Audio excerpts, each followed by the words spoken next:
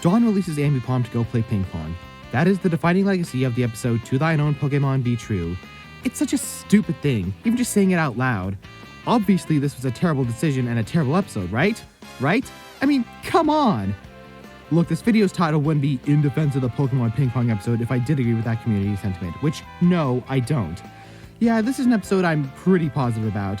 I don't think it's the best of Diamond and Pearl or anything. The series just has too many bangers for an episode like this one to be at the top. But it's definitely in the upper half of the episodes, and I do think that its decision on Ambipom is an interesting one with far more to it than your average Anipoke fan gives credit. So, if you haven't already disliked this video enough to me comment, just sit down and hear me out, as I explain why there's more to this thing than just the episode where Dawn releases Ambipom to go play ping pong. But before we get into that contentious choice, we have to first get into what precedes it. And by it, I mean the entire episode of a Pokemon table tennis tournament that happens. Because believe it or not, Ambipom isn't just dropped off to some ping pong dude out of nowhere. The episode gets us into it pretty quickly, all things considered. There's a short hype up, Barry quickly explaining the rules, the sign up, and the encounter with O. A lot of that speed is helped by the fact that Barry's been yapping our ears off about this tournament for 2 episodes already, so we don't really need an explanation of why we're doing this, as in the larger context, this plot point doesn't really come out of nowhere. Having Barry explain the rules is also a smart choice, as it allows for the writers to do all the boring stuff quickly in a way that isn't off-putting to the audience. Of course Barry would explain the entire tournament rule set in all 3 sentences. Why wouldn't he? That's how he is. While he's not a big player in the story, Barry's presence is overall a great advantage to the episode, giving it some comedy, tying it back to the larger narrative of the show, and having all the O elements flow better in the story. Specifically O's background, the whole taking talented Pokemon under his wing thing, and then his actual skill of table tennis. Is it okay if I use the term table tennis and ping pong interchangeably? Or is it driving all the enthusiasts up the wall? Sorry, tangent. All of those parts of the story would be far clunkier if Barry wasn't here, so good on you, Barry. As for himself, he's alright. Not much to him as a person, but he gets the job done well enough. I do understand that, considering where we're heading with this story, it would have been much better to get more out of him, and that's definitely a point against the episode. But even if he doesn't have much of a presence as a character, he does have some amount of presence in the tournament itself as a challenging obstacle, so it's not all negative with him. And besides, he's voiced by Jason Griffin. Jason Griffin's always a win.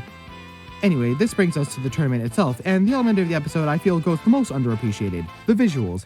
This episode, animation and storyboard-wise, is fantastic.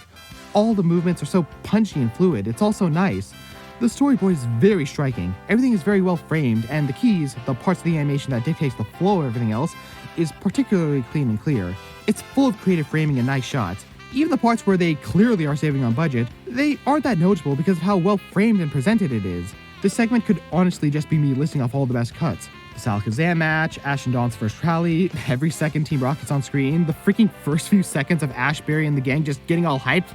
This episode is just top-notch stuff. This should come as no surprise, as this episode is a Yuji Asada Masaki Iwane joint. If you're a hardcore Anipoke fan, your ears probably just perked up right now, as those names are synonymous with the best of the best in Pokemon from almost the very beginning. Asada's storyboards are beloved for their great framing and fantastic character expression, and Iwane, well, you Google Pokemon Sakuga, and chances are if what you're staring at isn't a Sun and Moon reaction GIF, it's the work of Iwane. He is a master of his craft in animation. This episode is no exception, and that's important, especially for the parts of the episode that are focused more on the ping pong before the character conflict at the end.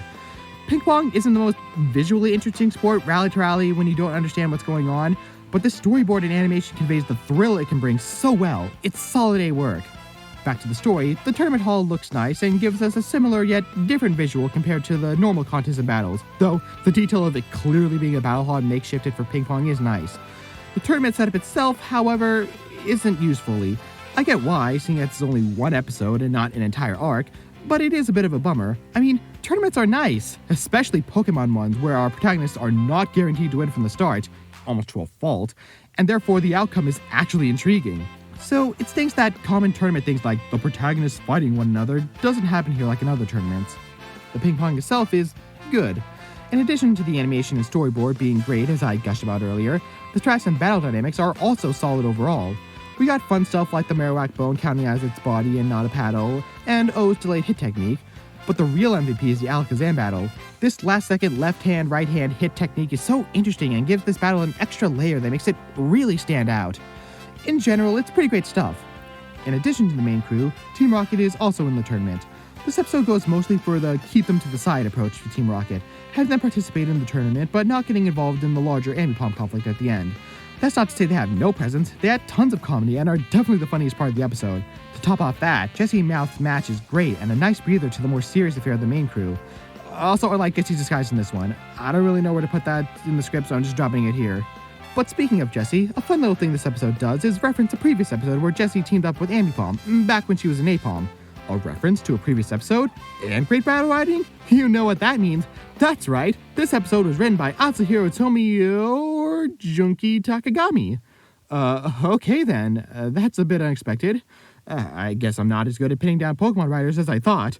Well, that's fine, I can still work with this. I mean, that reference to a previous episode doesn't come out of nowhere. It was an episode Takagami wrote, so that's neat. But yeah, this episode is a Junki Takagami joint.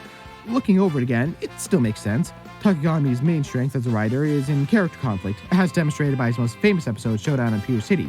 In particular, he likes some family drama, but interpersonal drama isn't out of his wheelhouse. He also wrote Pachirisu's capture episode, Twice Smitten, Once Shy, another one about Dawn, her relationship with her Pokemon, and her abilities as a trainer. This episode shares a lot with that one, actually. They're both about making big decisions and what's best for your Pokemon, and more pressingly, whether what's best requires you.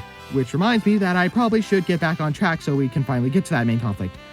Dawn and O had their big tournament match, and it's great. Great animation, hype moments, lots of tension, good stuff. Not sure what's going on with the scoreboard here. I'm assuming this part was the end of Game 1, and then this happened in the end of Game 2, I think? That part's a little sloppy, but otherwise good. Anyways, now we can finally get to the big moment, the heart of the conflict, both in the episode and in the fan base. Ambipom is incredibly skilled at table tennis, and this famous table tennis player wants to take Ambipom under his wing. Like I said before, hearing the synopsis gets to the main point of the issue. This is just really dumb. Abandoning a Pokemon that has been around for over 100 episodes, who's a cross-series presence, for ping pong? It sounds ridiculous. However, this decision to have Ambipom go isn't one that the show takes lightly. It's not like Pidgeot, where we leave it at the end of an otherwise unrelated episode. Not to throw shade at Palette Party Panic, it's a great episode, but come on, you had only one scene about Pidgeot before that ending. It's more like Bye Bye Butterfree, an episode that narratively builds up to the release and tries to explore the character's story and conflict in a way that makes the final call not feel like an afterthought. It's not as forward about this as Bye Bye Butterfree, but it makes up for it by having a more entertaining first 15 minutes than Bye Bye Butterfree did. Again, not throwing shade at another good episode. Either way, it's a decision with a lot of nuances and a lot of perspectives to look at. First up is Dawn's perspective. Dawn's a new trainer who has so much to learn when it comes to her duties as a trainer and the needs of her Pokemon. Despite that newness, this isn't her first time dealing with the decision to release her Pokemon, as she's done this before with Pachirisu in the previously mentioned Twice Smitten, Once Shy. In that case, her decision to release was from a sense that she wasn't good enough of a trainer for Pachirisu, but in the end, the Pokemon does end up staying with her. This time, however, is different. The decision doesn't come from a perceived inadequacy, but from a new opportunity arising. Ambipom is given a chance to train with a trainer she knows is good. She witnessed that firsthand that day. A trainer she knows that can teach Ambipom because Barry told her that. This is a big opportunity for Ambipom, a chance for her to be the best she can be at something. Opportunities like this don't come up often, but at the same time, is this what's best for Ambipom? It's a life-changing decision, one that will take Ambipom away from the people she's known all her life. It's not a choice she takes lightly, which is why Dawn takes all angles and viewpoints, in particular, Ash's. This brings me to the next perspective of this conflict, Ash's angle. Ash has been there, done that when it comes to releasing. He knows and has made both of these choices. He made the decision to release a Pokemon because he felt it was the best thing for them with Butterfree and Bye Bye Butterfree. He also made the decision that he and his Pokemon should stay together and that that's what's best for them with Pikachu and Pikachu's goodbye. He has experience with this, but Ambipom's a little different. Ambipom was Ash's Pokemon originally. He caught it back in the last series and he traded it to Dawn. Ambipom isn't just any old Pokemon. She means something to both of these characters. She represents this strong relationship between Ash and Dawn. She's a symbol of their love. And friendship! In a non-romantic way! In a non-romantic way! Okay. She's a symbol of their love and friendship. Releasing Ambipom is a painful choice, as it would leave all of that behind. But at the same time, Ambipom's her own Pokemon, and as a trainer, you must do what's best for your Pokemon, which is why Ash tells Dawn that in the end, it's Ambipom's decision. Which leaves this to Ambipom. Ambipom loves contests. From the very beginning, she has loved them. It's one of the first things we learn about her. So why would she even consider ping pong? Well, because contests never really loved her back. Ambipom was always a Pokemon that struggled in contests, in spite of her clear love for them. From the jump at the Jubilife contest, when she was still Ash's Pokemon, she didn't win that contest. In addition, may I also remind you that it was Ambipom's performance that lost Dawn in a Piron for the second time in a row, an event so important it kicks off Dawn's biggest and most important arc in the entire series. And while yes, both her and Dawn did learn from that and become better coordinators from it, she still had her struggles. Literally the episode before this one, Ambipom fought in but ultimately lost a contest against Kenny. Ambipom didn't really have a talent for contests, but she worked hard and fought every day to get better at it. And then along comes table tennis to give her the exact thing she was missing. All of the episode up to this point has been hammering home the fact that she is genuinely great at this. She has a genuine talent for table tennis, that special instinct, and along with it, an opportunity to refine that talent is given to her on a silver platter. This is the chance to be the best she can be at something, to be a champion. But at the same time, to go from contests to ping pong is, well, to give up on the things she's dreamed up for as long as anyone can remember. To admit that she's not cut out for this. That's a hard thing to admit. Hard to cut off all that time and effort for something that you may be better suited for. It's a tough decision, an intriguing decision. It's a decision that's way deeper than just, they released her to play ping pong. So, in the end, what does she decide? As I've hopefully shown so far, this is a nuanced and rough decision. You work so hard at something, but you're a natural at this new thing, and you're given a chance to be the best at it. Do you leave it all behind? Do you take that bet? Well, in the end, she takes that bet on herself. The chance to be the best she can be, she chooses her talent. It was a decision not taken lightly, a decision that brings sadness to the gang, but ultimately they're happy for Ambipom. It was her choice, and as their trainer, it's their responsibility to make her happy. It's a decision that has a lot going into it, and one, as I've shown you, justifies its existence. So why then, after all this intrigue and nuance, do fans still hate this decision and this episode? I mean, yeah, like I said, on the surface level it's dumb, but that wouldn't cause this kind of lasting distaste, the kind of hatred that gets it talked about still to this day. Literally last week, this was the top post on r/Pokemon anime. How did this happen? Well, while I do think that base surface synopsis does a lot of heavy lifting, ultimately, I think it just comes down to the community's distaste of releasing Pokemon in and of itself. Despite how prevalent it is in the games, it's just not that popular of a thing to do in the anime. Every time it happens, the event often gets panned out of hand immediately, and it's a feeling that sticks around for years after the fact. You don't know how many times I've seen a released Pokemon being brought back as a plot point in a fanfic.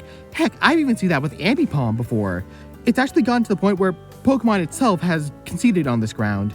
First, by not having Ash release a Pokemon for nearly a decade before releasing Gudra, and even then they brought him back. And then in Journeys, having old released Pokemon return on either a permanent or temporary basis. I don't really understand this distaste. I mean, I do understand. It's very difficult to let go, especially people. But at the end of the day, whether fans of the show like it or not, releasing is a pretty big part of the game that has to be addressed. And the show gains depth when it's allowed to make this decision with its characters. We don't get interesting decisions like the one in this episode without releasing. We don't get great moments like the end of Bye Bye Butterfree without releasing. Heck, even episodes where the Pokemon doesn't get released, like Pikachu's Goodbye or Twice Min Once Shy, aren't as strong without the possibility of release. This aspect of the franchise is one that benefits the show. I'd probably get crucified in certain Anipoke forums saying this, but I really like this episode. Putting aside the ending, the animation and storyboarding for the entire episode is fantastic. The table tennis battles are interesting and fun, and when it comes down to that ending, I like it, I really do. As I've hopefully shown through this video, there's just so much more to it than Dawn releases Ambipom to play ping pong. It's a decision that gets at the heart of so many of these characters. Dawn, Ash, Ambipom, all of them. This wasn't a choice ill-considered. It doesn't come from nowhere. It is a good moment. It's not a perfect episode. Some parts are clunky, O isn't all that deep, it doesn't use the tournament format that well, and despite my praise, I do wish the finale was given more time, especially considering a good chunk of it is dedicated to a flashback montage. But it is a strong episode, and an episode I feel does not at all deserve the hate and infamy it gets.